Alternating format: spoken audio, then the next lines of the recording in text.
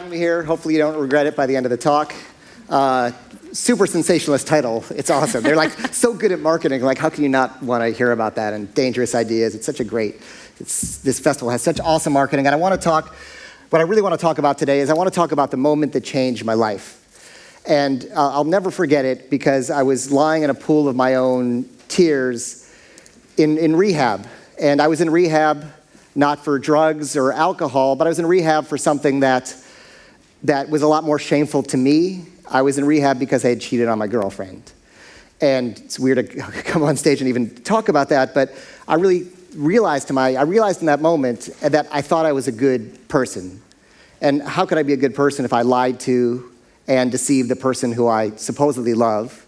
And when you cheat on someone, you're not just hurting and lying to them, it really is a trauma in their life. And on top of that, sabotaging my own chances for kind of family and happiness just to get some sex that I didn't really enjoy that much anyway. So I checked myself into sex addiction rehab, and while I was there, I just wanted to figure out what was wrong with me. And so I was speaking in kind of group therapy about my life. And here's the moment that changed my life, is when the therapist turned to me and she said, "There's a name for the relationship you have with your mom. It's called emotional incest." And when she said those words, I think in like 20 years of journalism, of like writing for the New York Times and Rolling Stone, traveling all over the world, meeting everyone, studying psychology, I had never heard that term before in my life, and it made no sense. Like, I couldn't figure out, what do you mean by emotional incest? I was raised in a middle-class family. My parents were still together. They might not have like totally loved each other, but at least they loved my brother and I. And they were never abusive, so I really felt kind of lucky about my childhood. I thought I was the journalist who interviewed other people who had the problems, and I wrote books about crazy people like Motley Crue and the pickup artist and Marilyn Manson, and I was just a sort of impartial, semi-over-involved observer of these things. So what happened was, what followed is she proceeded to unpack kind of my childhood and to unpack my life and lay it on the table. And she showed it to me in a way like I had never seen it before. And in that moment, I just sort of burst into tears. Something in me kind of recognized the truth of it. It was almost like storm clouds parting and seeing the sunshine in the sky. And I think on some level, unless something that society sees as kind of bad or something extreme happens, it's hard to see your own childhood for what it was because you don't know any other childhood but your own.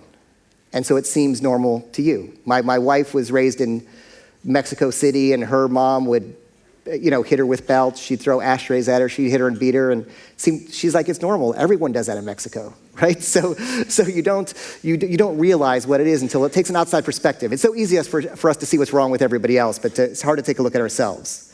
So I'm going to explain the kind of concept of emotional incest shortly. But first, I want to give you some context, because in the way that therapist blew my mind, I hope that maybe as I speak, I can do the same thing for like maybe one or two or three of you, and then this talk has kind of been worth it for me. So as I do speak, I want you to think about your life, think about the people in your life, think about your relationships, think about your friends' relationships, and just see if any of this sounds familiar. And as a small digression, I've been doing a bunch of interviews here for the festival and for everything else, and I was talking to a journalist, and it happens almost all the time. When I start talking about our childhoods, somebody always says, well, you're just blaming your mom or your dad for the problems in your life. I don't know if anyone kind of thinks, well, you're just blaming mom or dad. Anyone? Cool, enlightened audience. A few people didn't raise their hand, but you might think that anyway. But what I want to say is this: there's no blame involved. You are 100% responsible for your own behavior. 100% you're responsible, but there's understanding involved. And if you can't look at the variables that went into creating your behavior and your beliefs and your attitudes and the way you see the world, that's a problem. It's funny, after this kind of moment, we always have a moment when we see the truth, and then our mind will sort of go back to its old way of thinking. And I remember I was kind of afraid of monogamy. It was a big fear of mine. And so I went to see one of the geneticists who was kind of at the place and one of the main geneticists who researched the genetic underpinnings of monogamy. And this team had discovered that there was, I'm going to get kind of sciencey on you, but they discovered there was a gene coding for a long receptor for the hormone vasopressin that was a kind of monogamy gene. So kind of I thought I would go to him as a get out of jail free card. He would say, oh, monogamy's genetic, and non-monogamous genetic, so you don't have to go through all this therapy. But unfortunately, this is what he said. He said, of course, you're born with certain predispositions and certain resiliencies, but he says, I've found, and we found, nothing in sort of behaviorally that's completely genetic. Something in the environment, whether we're talking about intelligence, he said, or schizophrenia, something in the environment switches it on. And so the older you get, the harder it is to change, he said, but you get to change things. So we're going to talk about this, and I guess they put the board all the way on the other side of the table. Hey, Sarah. Hey. So I'm going to kind of map out a little bit of this stuff, and we're going to sort of take a little journey. And I'll draw big for the people in the back, and really poorly. So that's a parent, clearly. That would be a child, because it's smaller. So I'm going to kind of give you 3 different models of parenting. The first 2 are kind of well known. The third is the one that I'm really kind of interested in sort of talking about. So that's functional parenting is this. A parent takes care of a child's developmental needs, right? And they're different. When a child is totally dependent in kind of infancy, and as a child grows up, and I think parents have a lot of hard time with this, part of the process of being a teenager is separation, right? So it's also allowing a child to healthily separate and individuate. Like, it's so interesting to watch the way parents still try to control a teenager and how that doesn't help the process of self-esteem and growing up. So the point is, if a parent is taking care of and responsive to a child's needs, and it's really hard because the child has a lot of needs, as anyone as a parent knows, that creates healthy self-esteem and relationships. These are our erasers? Cool. All right, so the second kind of parenting we're going to talk about is, and what's that? Neglect or abandonment. Exactly, neglect or abandonment is this. The parent is off somewhere else, right? And popularly in the popular imagination, think of abandonment as a parent who's left and who is not there. But abandonment and neglect is actually just not taking care of a child's needs. So you can be present and neglectful of a child's physical needs for safety and nurturing and a child's needs. You can also be present and emotionally absent. A lot of people, dad or mom are workaholics, or they're not around a lot, or they're there, but they're emotionally disconnected. I was talking to a reporter yesterday who was talking about her relationship issues, and she was talking about how her dad was really stern, never emotional, and so she sort of consequently always attracted these sort of emotionally unavailable men. So that's abandonment, and what it kind of tends to do, and it tends to sort of create, is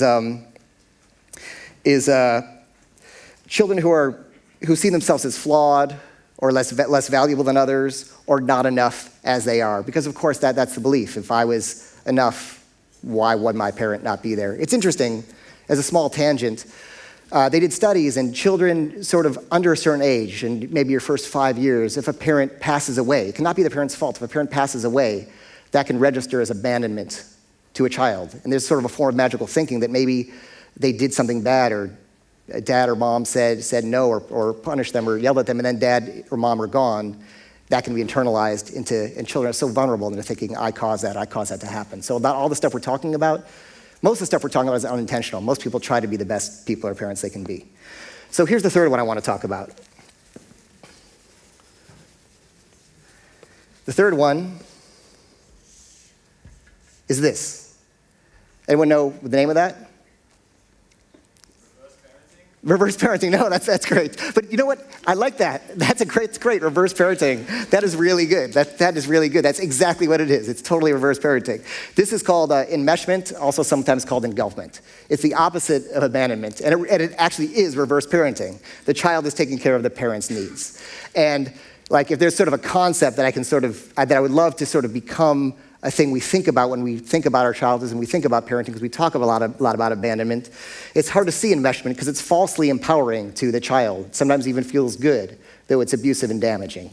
And so enmeshment is when a parent tries to get their own needs met through the child, and this can take various forms, right? There's the parent who is dependent on, gets their own needs met through a child's accomplishments, right? They get the ego gratification through the child's grades or through the child's, excelling in sports. It can be a parent who's overbearing or over-controlling. It can be a parent who's, always emotional or always anxious about a child. When someone's overly anxious about a child all the time, the child becomes sort of something they need the child to sort of obey and be controllable for their emotional safety. That's not about the child's healthy sort of understanding of the world. And there's a specific kind of enmeshment I want to talk about, which is the emotional incest. And it's such a shocking term that I really hate it, but it's sort of what they used. But what it is this: it's when a child becomes a surrogate emotional partner to the parent, not physically but emotionally. So they can be kind of a surrogate spouse, a surrogate therapist, a surrogate caretaker, or maybe mom or dad are depressed and they emotionally use the child to feel better, or the child's trying to sort of cheer up mom. I remember I interviewed Jay Leno, the American talk show host, and he said he just became a comedian because his mom was always depressed and he was always trying so hard to cheer her up and make her laugh as a child. And also divorces. There's nothing wrong. The craziest thing that people get wrong is when your marriage is no longer working and you've really tried everything. It's not bad for the children to divorce. A child just needs loving parents. What's bad is to put the children in the middle of the divorce. And I just know so many people where, and that's enmeshment too, when you're trying to use the child to be right or to hurt the other partner, which is enmeshment, straight up, to me, abuse. In my life, the story was this. My mom hated my dad. She couldn't have conversations with him or anyone else because she didn't trust anyone else. So she'd come into kind of my room and she'd bitch about my father, bitch about their relationship, bitch about their sex life. And she'd say to me, whatever you do, never grow up to make anyone as miserable as your father made me, or as your father makes me. And that pretty much explains the game right there. Like the fear of relationships, that pretty much is like all you need to know. And really, because my message is, there's nothing with most of what you're doing if you're not hurting other people, or there's nothing wrong with any choice in life, anything. It's how you're doing it and why you're doing it that's sort of the issue. So if you grew up feeling sorry for or smothered by a parent or controlled by a parent, this is a sign of enmeshment. And what it does is it robs a child of their sense of self, and they tend to be cut off from their feelings and be controlling of themselves and of others, and can be very overwhelmed by other people. When other people or people they're in relationships with get needy, or what they perceive as being neediness, they tend to get very overwhelmed. I'm curious, as I'm talking, does anyone feel like they were enmeshed by a parent at all? Yeah, welcome to the club, guys. I'll see you in sex addiction rehab. No, just kidding. So hold on to those thoughts, because I want to talk about relationships and how they relate to this, and kind of give you another little model. There's a saying that if you can tell me what your relationship was with a parent of the sex or sexes you're attracted to, I can tell you what kind of relationships you'll have with them. And this is sort of a general pattern, and this is kind of a pattern for dysfunctional relationships and how they work. And if you sort of understand this, if it doesn't relate to your life, you can really help a lot of your friends out and a lot of people out, and it's so important. And I want to pause and say kind of the model I'm describing, it comes from different theories of attachment, theories of developmental immaturity, post-traumatic stress disorder, and internal family systems. Those are kind of the little bit of the underpinnings of this, of what we're talking about. So, and a lot of the terminology comes that I'm about to share of this idea of the love addict, the love avoidant, comes from an American writer named Pia Mellody. So that's sort of the credit. So here's the idea of how it works in a relationship. Another stick figure. This is the grown-up child. Whoops, I think that should be a mouth, right? He has 4 eyes. That's how you can catch them. So we'll start with this gentleman or woman. Who's the enmeshed person. And if you're enmeshed, generally tends to be what they call love avoidant. So the term we'll use for this sort of story is love avoidant. And this avoidant is very good at seducing. Why are they very good at seducing? Because growing up, they were so tapped in to their parents' needs that they can just sniff it out in someone else and start sort of filling those needs and give them what they're missing and looking for. So, and also because they're enmeshed, they tend to get their self-worth from taking care of needy people. They love finding somebody to save or rescue or change.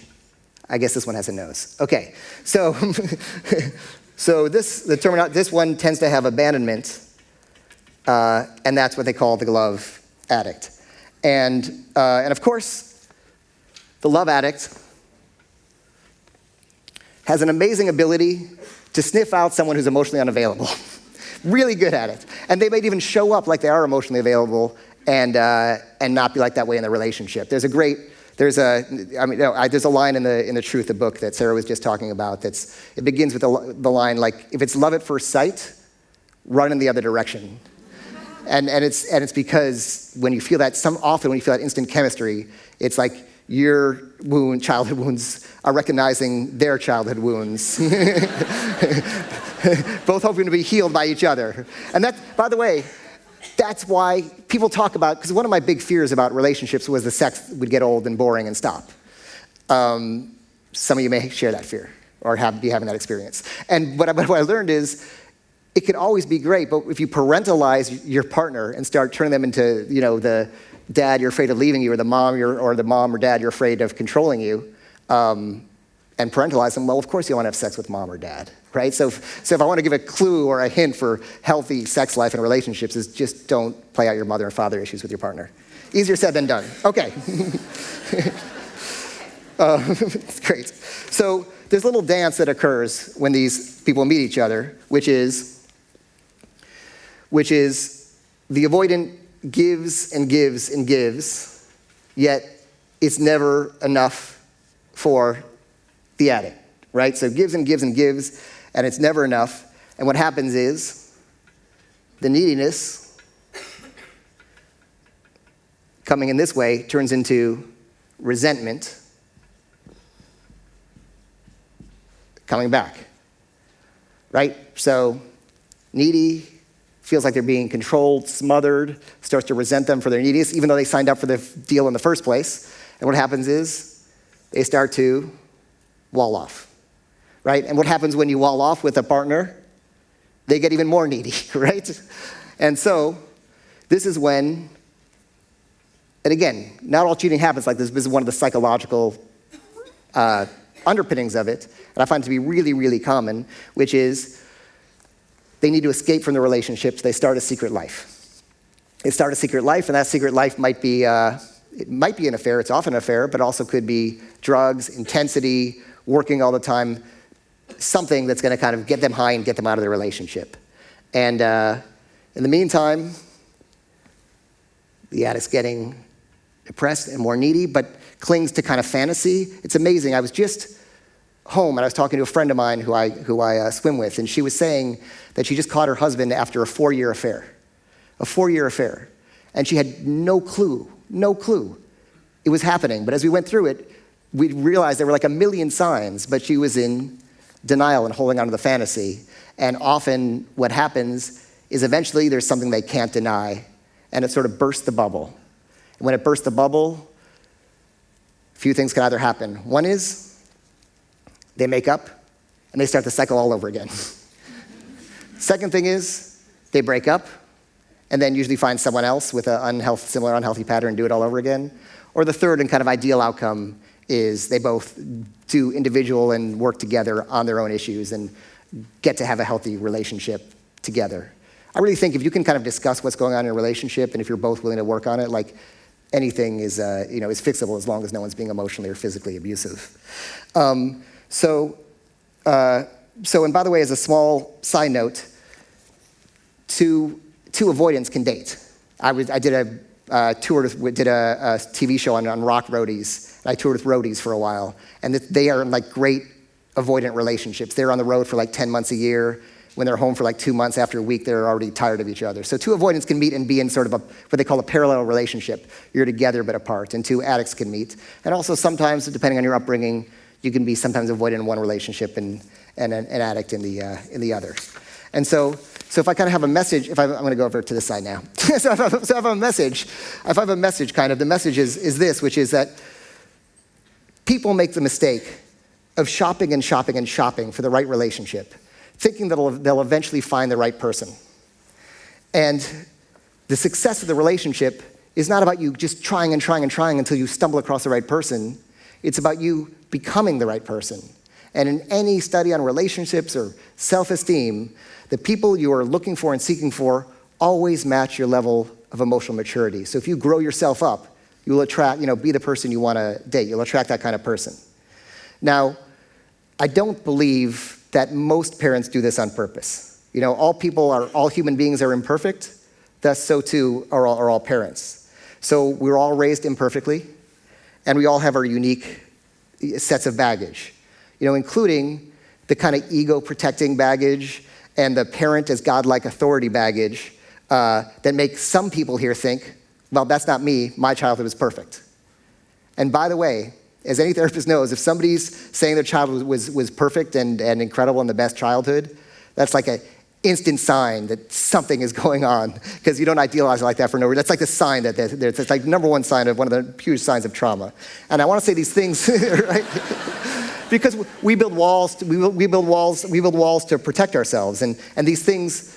There's a great quote from Irving Yalom, who's a writer and author and I think psychoanalyst, and he says, children are so resilient. I don't know what you've all survived, but I bet so many of you here could write incredible books, or maybe have written incredible books about what you've been through.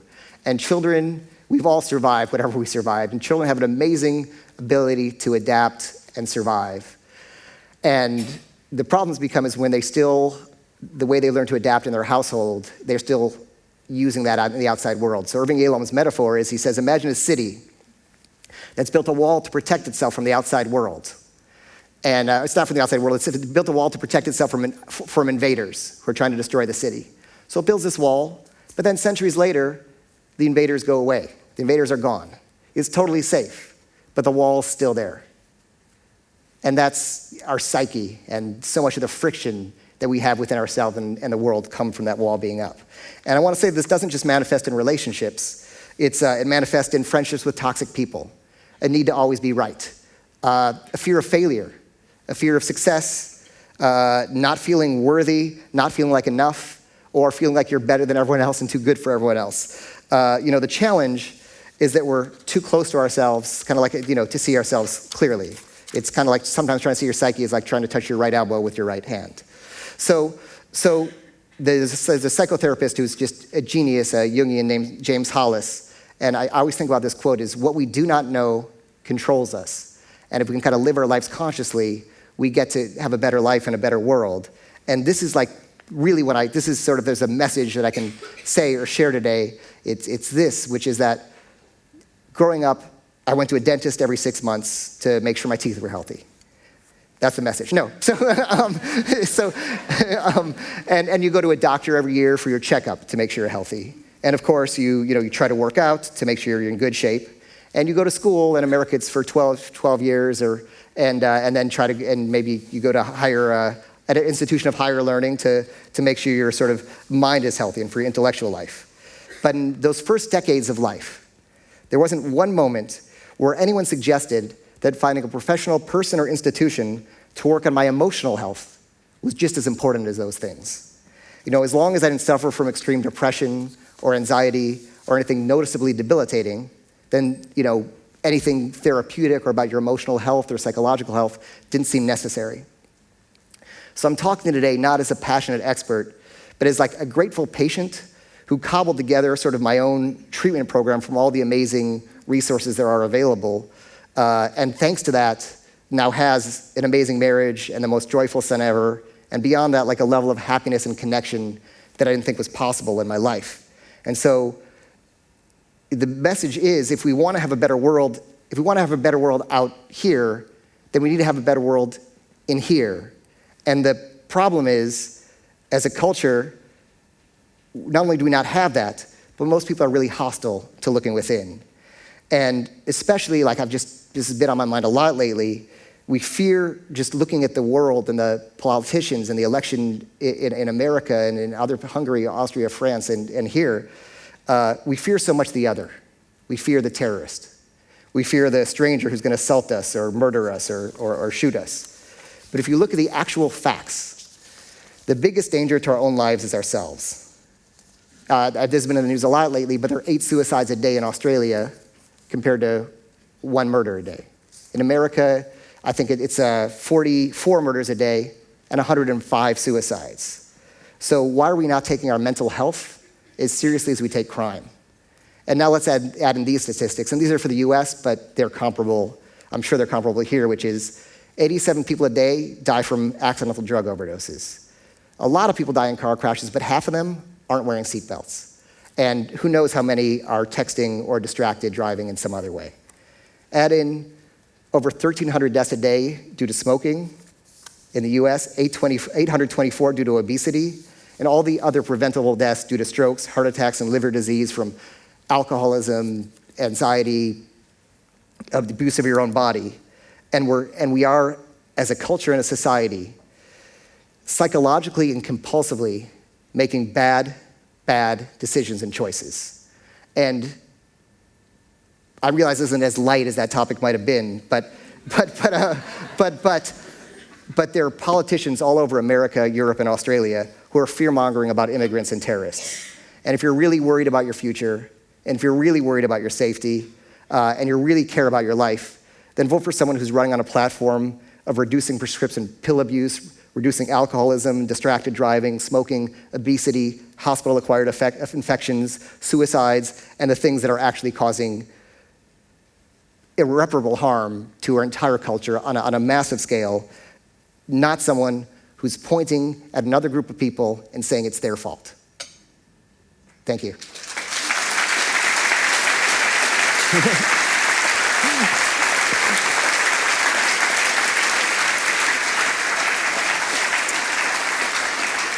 Thanks, Neil. So we will have time for questions. I'm going to ask Neil a few and then you'll have a chance. There's 2 microphones down the front. So have a think about what you'd like to ask as we have a chat.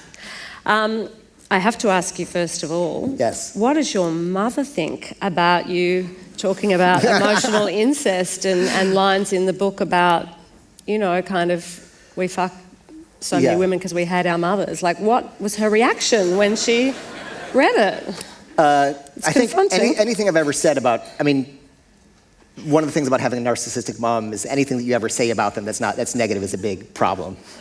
So she's okay with it? She's absolutely not okay with it. I remember, like, she said to me once earlier, like, you know, if I known you were going to become a writer, I would have been nicer to you. but on the real level, she's not talking to me. Oh, okay. Yeah. Right. Okay. I'm glad you became a writer and not an artist, by the way. Great stick figures. There must be some art movement where that would fit in. I mean, what you talk about is, I think, really interesting, and you've kind of changed the talk a bit to talk about what you're really passionate at the moment about. Right. And now you've had a son, obviously you're even more passionate about that, and parenting. But I just want to unpack a little bit, because even the kind of growing up that you did, the extended adolescence, I suppose, where you were trying to kind of come to the relationship you're in now, it didn't just operate within this psychological maelstrom of your own. There was also a culture that it operated within, right? A culture you were very much part of. So can you just unpack for us, how much do you think it is about parenting, facing our own demons, and how much do you think the kind of, you know, sexual compulsion or addiction that you talk about was about the culture of easy sex in the current time and after that pick-up era? Right. I think the whole like easy sex in the current time thing, I think statistically, at least in America, people are losing their virginity at later ages. I think every generation says the same things. You know, too much promiscuity and the kids are lazy. So you don't think there is anymore? No, I don't. And also, I think it's a slippery slope to blame the culture for people's behavior, because it abdicates their personal responsibility for it, for their own behavior. That book, it leads to censorship. That book made me do it. That song made me kill those people. Like, you know. That's like saying my mother made me do it. I mean, you have to come to some self-responsibility. No, nobody makes you do anything. Yeah. This is you're looking at your own wiring. So scientists, you're born with a brain, but it doesn't have the architecture. In the first years of your life, all your neural connections are being made. Yeah. The entire architecture is being built. At an alarming rate, a 3-year-old has twice as many neural connections as an adult. And there's a saying that cells that fire together wire together, right? So, and after 3, a process called pruning takes place where what isn't used disappears, and this becomes the box we live in. So this is our upbringing. So it's not about blaming, it's about becoming conscious of what's going on with you so you can then change it. Yeah. Because you can say, oh, the world is that way. Oh, I'm just like this. So for example, you were talking about the game in the community. So for me, I was just like, this is how guys are wired. They're wired evolutionarily to want to spread their seed, and that's my justification for this behavior, right? This is the way the world is. But if I actually realize, oh, wait, there's a trauma going on, and that sort of, and by the way, I talked to a lot of kind of students and people in the game and people who've written these books afterward. They share almost the exact same parenting dynamic. I think a lot of these sort of little cultures that are obsessive about an idea, whether it's a lot of atheists, for example, if you ask them about dad was a authoritarian, godlike presence who was never wrong. And so there was a sort of spiritual abuse that damaged people. It doesn't mean say that atheism is right or wrong. I'm saying people who are hardcore, angry atheists. It tends to be a pattern. And same with these guys. A lot of the guys in this community were enmeshed on mom's side, abandoned on dad's. But you're responsible for your own behavior. If you can understand it, you can then let go of the lie and say, no, this isn't the way the world is. I was just raised this way, and a false belief was implanted in me that whatever that belief may be, I'm not enough, or whatever it may be. And now I can let go of this lie and actually live an authentic life. Yeah, but I mean, in terms of that, the sort of inauthenticity of that game that, okay, perhaps you were attracted to that because of the way you were parented and that emotional incest and the like. But, I mean, is this kind of, do you feel a sort of redemption for that now, that you feel that you were part of a culture that was toxic? There's parts of it that sexist, some could say misogynist, in the commodification of women and the rating and the like. Do you feel that regrets for that now? And is this sort of a redemption? No, no. I mean, everything you're saying is accurate, by the way, except for that part. This is part of the process of growing up. It's not like you go through the darkness sometimes to find the light. For me, going through that community, I mean, first of all, inherently that pickup artist community is problematic, objectifying, 100%, 100%. However, I'm just looking at my own life, and I'm so grateful for it because being in that world showed me, just on the personal level, that, oh, you can change. I really thought all my life some people had it and some people didn't have it. And I never realized that, oh, you can change. And that's, thanks to that, I have a healthy relationship and an awesome wife, and I have a son. And so I could never regret it because it was part of my life. And I wrote a book that was sort of true to kind of how I felt at that time, just like this book is true to how I feel at this time. I talked to, I interviewed a lot of artists for Rolling Stone, and we talk about how an album or a book or any artistic thing is a chapter of your life, and you want to document that chapter before it ends so you can move on to the next chapter. I find, if anyone's kind of a creator in the audience, I tend to find if you take too long to do or finish a project, you'll tend to have new ideas, and that one will never be finished because you'll always just keep revising and revising as you grow. So to me, each thing it's a chapter in your life. Mm-hmm. So what about now, though? Do you think... I mean, there's an interesting bit in your new book where you called The Truth, where you kind of find out about your father's, the back of the cupboard, your father's sexual peccadillos, which are hidden in the back of the cupboard. Yours for your son are all out there in, thousands of pages to see when he grows up. So how do you now, as a conscious parent who's gone through all this psychology and you've kind of had to reparent yourself, how are you going to help him kind of grow up to have a sexual exploration that's healthy and kind of, I suppose, respectful and loving? I mean, I'm going to do my best job as a parent and then let him make his own life choices. There's a great, thank you.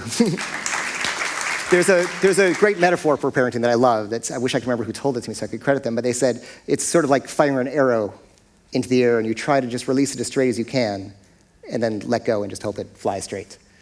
Yeah, and Yeah. hope it doesn't come back to pierce you. That's a boomerang. Well, we have them in Australia, but I mean, that's your greatest fear as a parent. You kind of think, well, are they going to be on the couch for this in a few years that I've done wrong? And, right, and you can only hope that when they are, because nobody's perfect.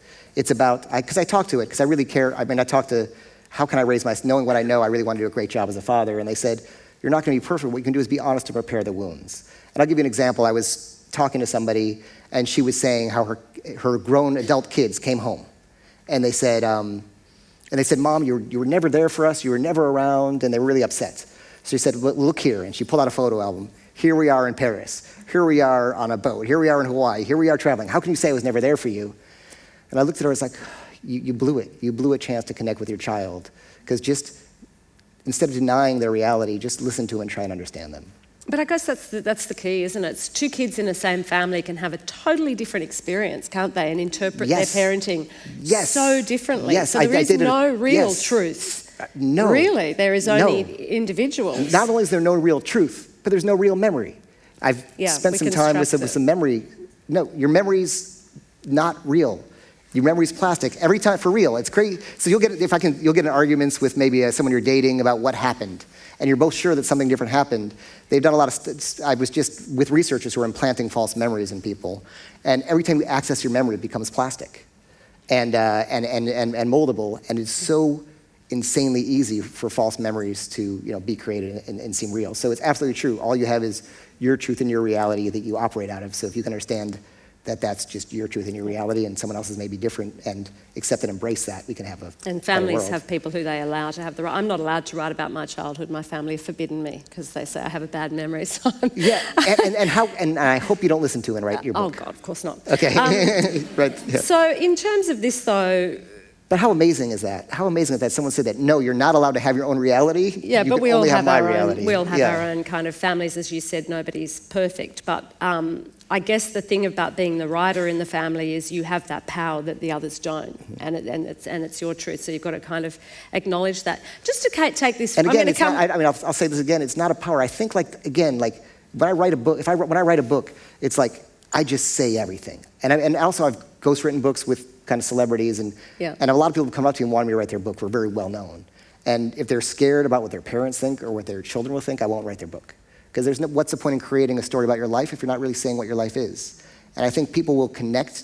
If you say the things that you're most afraid for people to know, the things that you're scared to even tell maybe your partner or your parents, and you put them in a book, other people are going to really relate to it.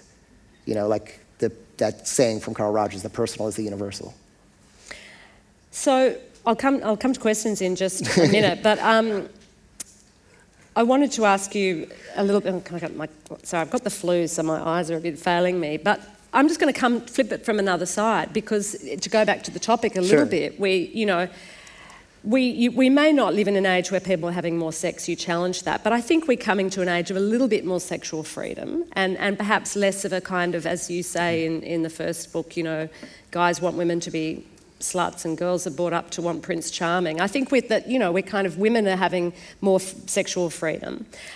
So you tried other sorts of relationships and polyamory and everything, and it couldn't work for you, perhaps because you were kind of the power and the linchpin of them. But do you feel there can be authentic and real loving different types of relationships in this era that are not just the old nuclear And I think what's changed, people were always doing this, we're just accepting it more as a culture, there's less shame around it. But so when I sort of tried, I thought if monogamy wasn't for me, and I tried to be in a polyamorous relationship, and I tried an open relationship, I tried swinging, I tried to live in a sex commune. But I got a great job. Was it a job? Yeah. Was it a job? It was a job. But the cool thing is you get to just live these experiences and write about them. But he had popcorn at an orgy. Oh yeah, I got kicked out of an orgy for eating popcorn. This is why I write nonfiction, because real life is crazier and funnier than anything you could ever make up.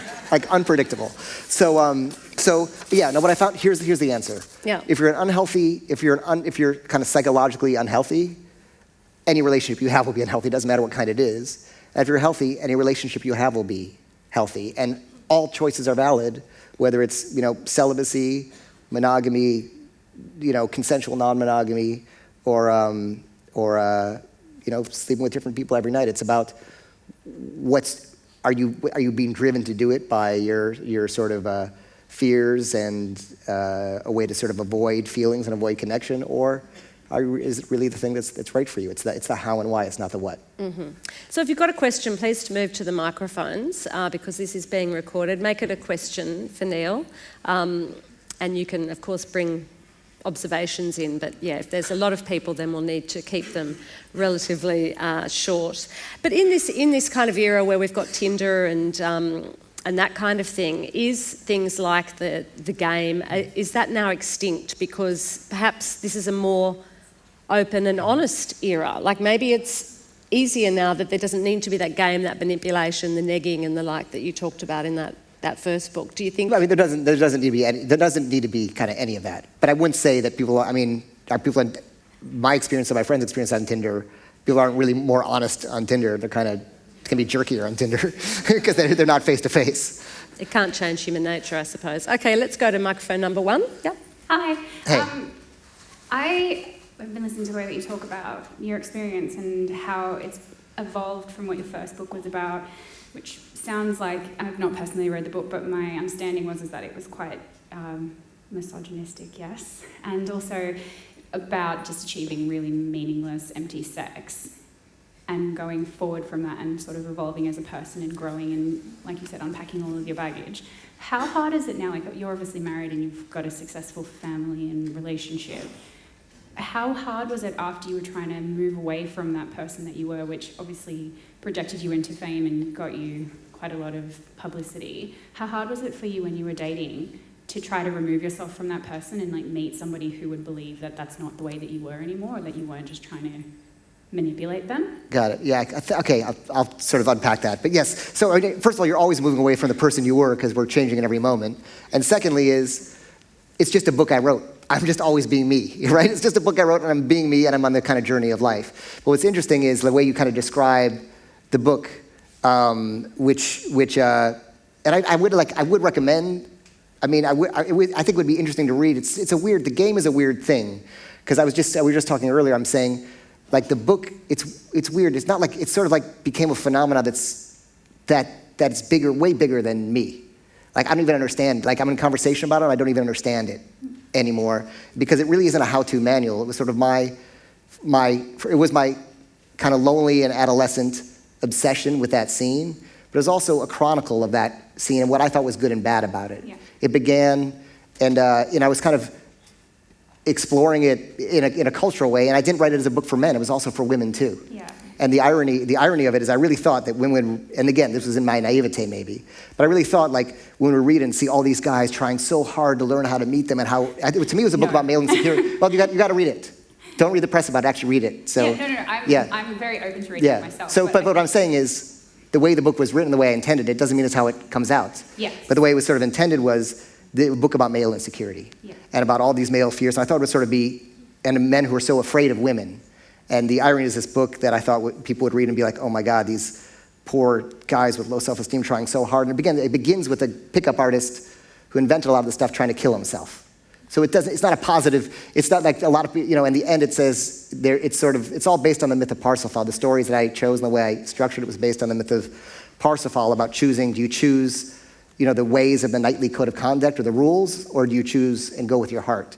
So to me, I wrote it as a different book than what is described in the culture, if that makes any sense. There is an element of revenge, though, isn't there? It's kind of like these guys didn't have girlfriends, and I don't think there's no. I mean, again, there's nobody when you read it in the game. There's a couple like in the book itself. I'm not saying the community. There's a couple like hateful guys, but I really think there's definitely a lack of empathy or understanding. Yeah, totally. Yeah, but the answer is, I don't define myself by the books I wrote. I just go on living my life and connect and talking to people. And someone who has healthy, secure esteem and meets you kind of understands that takes you for face value, not what they read in a newspaper. Thanks. Okay, let's go to microphone number 2 over here. Yeah. Hi.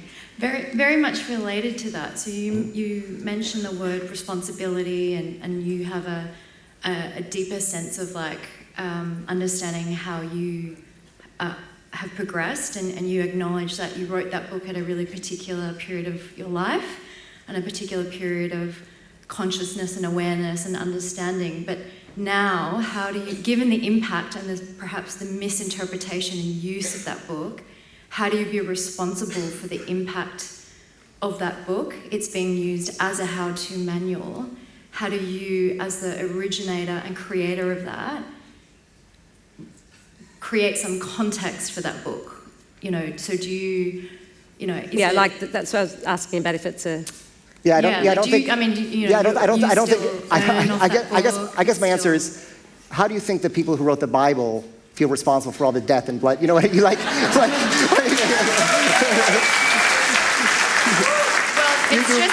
I guess I'm not talking to the author of the Bible right now. I guess I'm asking you, as the author of this book, what you feel like I feel the impact of the book and the interpretation of the book. You write your truth with the intentions you have when you write it, and you release it, and you let go of it, and also, I mean, from this is just my experience, and that when I meet people who said they read the game, like on the way here, I met a guy in the airport, and this happens all the time. They're like, I'm married and have kids because of this book. A lot of people I meet have had like amazing transformations in their life because of the book. And I look at my kind of emails when I kind of read them all the time for a few years, and we're talking about tens and tens of thousands of emails. I never got I actually got just one, so I take that back. One negative or hateful email from anyone who had actually read the book, because to me, the book, again, it was a culture that already existed that I was writing about. Would you ever rewrite the book? Okay. Never. Yeah, well, I guess that a lot of people maybe didn't email you. It attracted people who... So I don't mean it like that, but it's a confronting book, I think, for a lot of people to read, and the people that did read it, that loved it and learned a lot from it, were probably people that emailed you. That's what I mean. Like, we have kind of a skewed I don't know. view. Yeah, but the answer is, like, you could have a friend, like... Yeah, you got no regrets. I think we've got the answer. You do everything you do in life, you do with hopefully the best intentions. What was the intention of the book then? What I told the person earlier. I was just describing my experience, my fascination with the community, and writing a book about the stuff I just said. Yeah, I bet you didn't know it'd be so mega. Let's keep going to the questions. But the point is, we don't know the effect anything has in the world. You could have a friend and try to get them into rehab, and they could commit suicide, or you don't know what you do. You just try to do what the best you can do, and you just try to do the best you can with the best intentions. If you learn and change your mind otherwise, and you try to grow, like they're sort of, it's just interesting. It's interesting. Go ahead. Yeah, but anyway, okay, let's move on. Yeah. Like... A quick aside. Yeah. How have you managed to reach your age and only met atheists who are atheists for emotional reasons, not for intellectual reasons? I mean, I guess. I have an atheist father, I guess I wouldn't say emotions and intellectual are combined, but clearly you have a different point of view. That's awesome. I had a great dad, and I'm an atheist. Uh-huh. Now, And by the way, No, there's enough room in the world for two points of view to both exist, which is great. We're expected to love more than one parent. We're expected to love more than one child. Why did the whole of your talk hang on the idea that we could really only have one emotional relationship at a time with somebody to whom we are not related by blood? Until the last question from the stage, I had no idea that you had actually tried other forms of relationship. So, if I implied that you can only have one relationship at a time, and I can see that's kind of a one thing, it was really just about your relations. It can be with multiple people. It's if that was sort of the implicit, that wasn't meant to be the implicit message. So thank you for pointing that out. Fine. Yeah, thank you though. Okay, over to number 2, yes. First of all, Neil, I would like to thank you for writing the book, The Game. Awesome book, dude. Really, awesome book, awesome. Regardless of what all the other people say about the negative things. All the other people. I mean, of anyone says, right, regarding the book. Seriously, I've had so much positive transformation reading that book. I read the book, The Rules of the Game. Great book. I mean, I would recommend it to anybody, because it's not just about learning being good with women, it's about transformation, about who you are and how you transform yourself to be the best version of yourself. So a big thank you for writing that book. But there's one thing I wanted to ask you, is that when you're in a relationship, right, when you're in a positive relationship and everything is going correct, right, you still seem to be liking other people. Like for me, I have a girlfriend and I love her, but I still like other people. I still like other girls. Like, I just like them, right? do you know what I mean? Yeah. But it's not that I'm going to go ahead, I'm going to have sex with them and all that kind of stuff, because as much as I love my girlfriend, I'm not going to love any other girl as long as I'm with her. But it's just that, how do I combat this feeling? Sometimes it becomes really hard. Like, do you know what I mean? I love your honesty. This is like, dude, I still love them. I love your honesty. I really know. Yeah. And this is the starting point for the truth. And to be honest, like I so get by the way, everything everybody says about the game is correct. It's all right. Because it's just sort of a mirror on which you project. No one is saying anything wrong about it. But what I loved for me about sort of that community was like we would have these discussions all the time. And it was really like an only place where guys could be vulnerable together and kind of talk about their insecurities. So to me, like it really was like a weird little kind of college for the social skills, and these discussions all kind of happened after the discussions kind of happen on the stage or in the media. But so thank you for asking that honestly vulnerable question. Here's what I think. So the more you repress something, right, it's like pushing back on a spring, right, till eventually it becomes so powerful that you flip over anything that you repress. So I think it's okay to be in a relationship and have attraction to other people. It's okay, right? But then the question, by the way, anything you do is okay as long as you're sort of honest and as long as you're honest about it, right? So the answer is, I'll tell you the way I do in my relationship is we're just like 100% honest about everything. If someone feels attraction, we can discuss it. And so it was me sort of working on my enmeshment fears and my fears of being sort of smothered and my feeling like I had to hide the truth, and her working on her sort of own abandonment fears, that together we got to come together and I could say, or she can say, where I thought that person was hot or they're cute, and I cannot feel like that's about me and personally threatening to me. So I think, first of all, if you're honest, it's on the pretext that you're on the premise that you're honest in your relationship anyway, that it's okay to have those feelings, and it's okay to sort of discuss those feelings in a safe way where no one's threatened. I think a lot of the problems in a relationship are the compartmentalization and the kind of secrecy. So I wouldn't feel guilty about it, but I find a way to have sort of that discussion. And to me, what the line is the compulsion to act on it versus just feeling it. And acting on it can just be a text or flirting with someone on Twitter or Instagram or whatever. So it's if you can honestly open up your life to her and let her, and you're honest and with integrity everywhere else, there's no reason why you shouldn't be able to have that discussion and own your feelings. I think a denial of any sort of feeling is not healthy. But awesome, thanks for asking that. Yeah, there's one thing also you mentioned in one of your videos was that when you're in a relationship, what you should do is that your girlfriend, you just love her in that moment. I think you mentioned in that book, The Truth. I haven't read the book personally, but I think you mentioned that. You're getting a double question in here, so come to the question. Sorry, it's not a question, I'm just making a statement. Right. Yeah, so it's just basically... Okay. He's gaming you, man. So all I'm saying is that you basically love the person in that moment. So if you have your girlfriend, you love her so much that you pay attention even to the micro expression of her face. I'll tell you what I'm saying, because I think it's an interesting point you're raising. You probably should read The Truth now that you're in a relationship. But I found like all problems in relationships either come from the past and the baggage of the past, or future projections. Like, how can you really be in a relationship with someone if you're always thinking, oh God, can I live with that for the rest of my life? Oh, if she does that for the rest of my life, or he does that for the rest of my life. How, like we think that it's insane. Like, you'll never make a decision if you think about everything that can possibly go wrong. And so I think what helped with me is just like, do I choose to love you now? Yes. Do I choose to love you now? Yes. And if you can really be present with your partner, you get to have a relationship. Yeah. Life is a series of nows. We're going to move on. Thank you for your question. Over here. Hi, Neil. Hey. I'm Jude. Nice to meet you. Good to meet you, man. There was one point in your talk which particularly stood out for me. It was when you were talking about that process of enmeshment between a child and a parent, but in particular that you mentioned that the experience for the child could feel good, that it could actually feel kind of empowering because they're here taking care of the needs of this, but that it was falsely empowering. And it was still a form of sort of abuse. And that was something that, this is sort of something that personally I've worked through myself.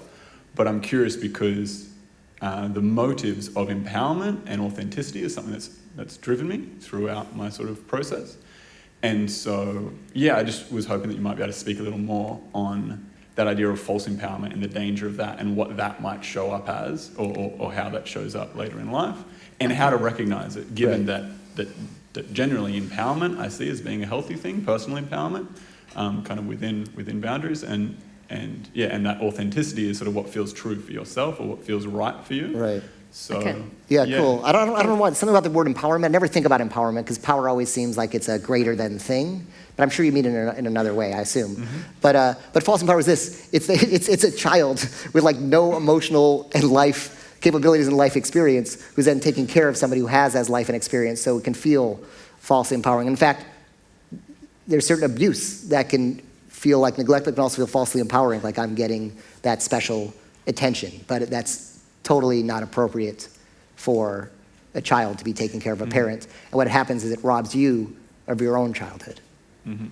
How would that be likely to show up later in life? So I guess if you're open to it, what was the specific way what was your specific situation? There was two particular situations that I experienced, but one was where I remember when I was young seeing my mother crying. Right. And in that moment, she seemed very distressed, and she was sitting alone on the grass crying. And I came over and comforted her. And in that moment, that was kind of at a young age, my sort of going, she's not outside of having needs. And how old were you? I think I was maybe 6 years old. Right. I was 6 years old. Okay. So, yeah, you realised And I played a role of comforting her, and then I also walked away because I realised she was kind of doing her own thing. I kind of gave her a hug, but then I left her to what she was doing. Okay, we're running out of time, so I'll get Neil to comment before we finish. Yeah, so generally kind of what happens with that, of course, is first of all, parents who leak their emotions around children, you can look it up, it's called carried shame. We absorb that or somehow think so those emotions can create sort of what they call kind of a shame core, and I don't have enough time to kind of explain it, so they can create what they call carried shame, and again, you can look it up because there's not much time to explain. And the second thing is that neediness, when I don't know if it happens to you in relationships, when you're around people who maybe are emotionally needy, it can sort of both attract and repel you in relationships, if that makes sense. You sort of, I know for a lot of people, it almost feels if somebody's needy, it's almost like their skin starts crawling. They need to sort of get away with that because it's what swallowed up their childhood. And again, if it happens once, maybe it's okay when we're looking at sort of, and if it's a pattern, and if it's something that happens often, it's more powerful. But if you remember it and it's an imprint, it definitely affects you. But thanks for sharing that. Yeah. There was a second one, but if you don't have time. We'll talk about it afterward. I'll be around if you want to talk about it afterward. We have to wrap it up, but Neil will be signing books in the foyer. But I want to say that I love that you're on this journey and on this exploration, and you're asking these questions, because that's how you grow and you live a conscious life. So really, let's applaud his vulnerability. Thank you very much for your question. Like you're Thanks a seeker. for your You're questions. a seeker, man. Yeah, That's I'm great. sorry if we couldn't get to you today, and thanks so much for your questions. Neil will be signing books in the foyer. I met a psychiatric nurse at a writers' festival a few weeks ago, and she said to me, the biggest thing I would wish for my child is healthy relationships. And I think that that's really true, isn't it? It's a huge, important factor in our life, and let's wish it for all the children on the planet. And I'd like to thank Neil Strauss today. Thanks, guys.